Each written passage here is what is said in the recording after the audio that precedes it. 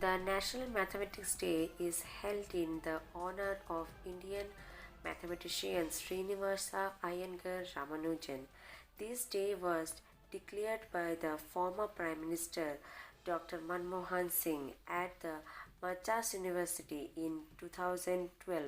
Mathematics is an overall group of science and studies that deal with numbers, shapes, patterns, structures, and the relationship between them.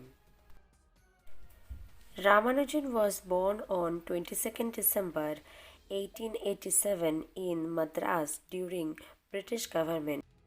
His father's name was Kuppuswamy Srinivasa Iyengar and his mother's name was Komalata Ammal. Ramanujan was well known for his formula in number theory. At the age of 12, he invented his own method of solving quadratic equations.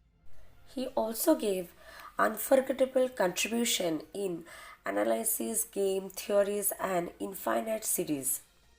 He discovered 1729 number. This 1729 number is called as a Hardy-Ramanujan number. It's also called as a magical number. It's the smallest number and which can be expressed as the sum of two different cubes in two different ways. Ramanujan was diagnosed with a several vitamin deficiency. In the year of 1920, he died at the age of 32.